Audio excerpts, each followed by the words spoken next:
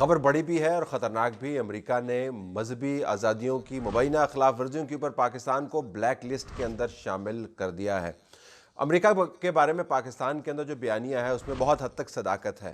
ایک تو ہمیں یہ دیکھنا ہوگا کہ کون سا ملک مذہبی آزادیوں کے نام پر کون سے ملک کو بلیک لسٹ کر رہا ہے۔ رواں سال کے اندر امریکہ کے اندر انٹالرنس پر بنیاد کرتے ہوئے شوٹنگ کے واقعات کو دیکھیں تو 323 واقعات ہوئے ہیں، تقریباً ہر روز ایک واقعہ ہوتا ہے۔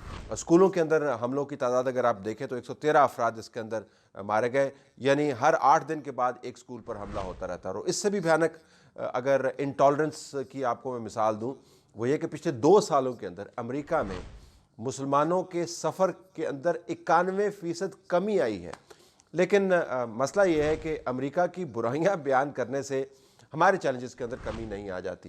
ہمارے 3-4 قسم کے چیلنجز ہیں جس سے ہم منہ پرے نہیں پھیر سکتے۔ ایک تو یہ کہ ہم بدترین قسم کے علاقائی دباؤ کے اندر اس وقت آئے ہوئے ہیں۔ ایک طرف ہندوستان ہے، دوسری طرف افغانستان ہے، اور ہمارے اپنے بیان کے مطابق دونوں کے اندر ایک گٹھ جوڑ بھی ہے اور ایک پلاننگ بھی ہے۔ تو جب امریکہ کی طرف سے پاکستان کو بلیک لسٹ کیا جاتا ہے، ایک انتہائی اقدام کی ایک قسم ہے یہ، تو پھر ہمیں یہ دیکھنا ہوگا کہ یہ دونوں ممالک امریکہ کے ساتھ مل کر ہمارے بارے میں اور کیا پلاننگ کر سکتے ہیں۔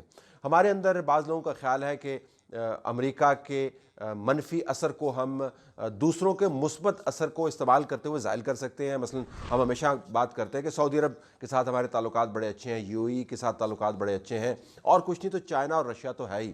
تو جناب خشوگی کے معاملے کے اوپر سعودی عرب کی جو ڈیپینڈنس ہے، جو انحصاری ہے ٹرمپ ایڈمنسٹریشن کے اوپر، وہ 100 گنا سے بھی زیادہ بڑھ گئی ہے۔ تو اگر ہمارا خیال ہے کہ سعودی عرب امریکہ کے خلاف ہماری مدد کے لیے بھاگتا ہوا آئے گا، تو اس کا بالکل الٹ ہوگا۔ یو اے ای بھی اسی طرف جائے گا جس طرف سعودی عرب جائے گا۔ چائنا ایک خاص حد سے آگے پاکستان کی مدد کو نہیں آئے گا، اور جو ہی یہ چائنا دیکھتا ہے کہ پاکستان کے پاس دوسری آپشنز کم ہو جاتی ہیں تو چائنا ایسا بھاؤ تاؤ کرتا ہے ہم جیسے ممالک کے ساتھ کہ ان کو نانی یاد آ جاتی ہے۔ تو اگر ہمارے پاس آپشنز نہیں ہیں تو چینیوں کا رویہ بھی ہمارے ساتھ تبدیل ہوتا ہوا نظر آئے گا، ہم اس کو مانیں یا نہ مانیں۔ جہاں تک روس کا معاملہ ہے تو روس امریکہ کے ساتھ اور ٹرمپ ایڈمنسٹریشن کے ساتھ ایک بڑے پیمانے کے اوپر انگیج کیا ہوا ہے، جس کے اندر محبت بھی ہے، نفرت بھی ہے، لڑائی بھی ہے اور دوستی بھی ہے۔ ہم نے یہ دیکھا فائنینشیل ایکشن ٹاسک فورس میں جب پاکستان کا نام گرے لسٹ پر ڈالنے کو تھا تو اس وقت ہمارا خیال تھا کہ ہم نے دوسرے ممالک کے ساتھ لابنگ کر کے اپنا الو سیدھا کر لیا، لیکن امریکہ نے وہ دوبارہ سے الو الٹ دیا جب اس نے یہ دیکھا کہ پاکستان اس کو بائی پاس کر رہا ہے، تو اپنی لابنگ اس نے استعمال کی۔ اور سابق وزیر اعظم نواز شریف کا بیان تو آپ کے سامنے ہے کہ ان معاملات کے اوپر چائنا اور رشیا بھی ہمارے ساتھ کھڑے نہیں ہوتے۔ ہم اس پر بڑے خوش ہو رہے تھے کہ امریکہ نے ہمیں خط لکھ دیا اور ہماری مدد کی اس کو اب ضرورت ہے اور ہم یہ کریں گے وہ کریں گے۔ آپ نے پچھلے دنوں ہیڈ لائنز دیکھیں، لیکن اب حقائق کھل کر سامنے آئے ہیں۔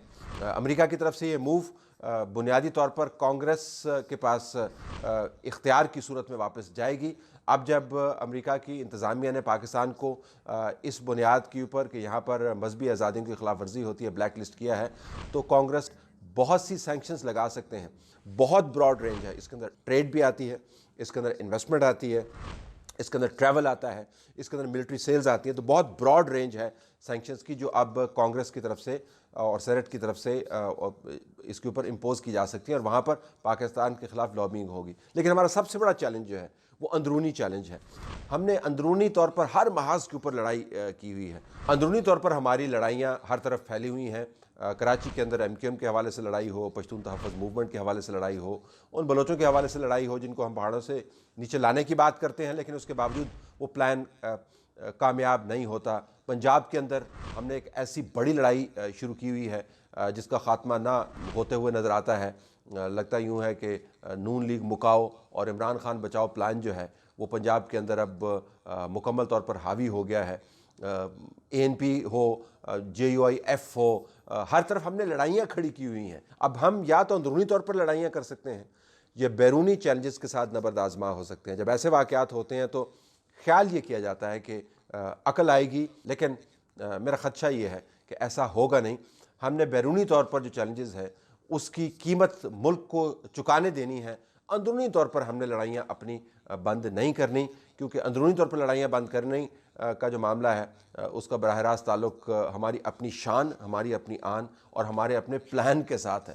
نہ ہم نے شان میں کمی ہونے دینی ہے اور نہ پلان کو ہم نے تبدیل کرنا ہے۔ اندرونی طور پر لڑتے رہنا ہے اور بیرونی طور پر جو دباؤ ہے اس کو سہتے رہنا ہے، بھلے ملک کی معیشت اور ساکھ کا بھرکس نکل جائے۔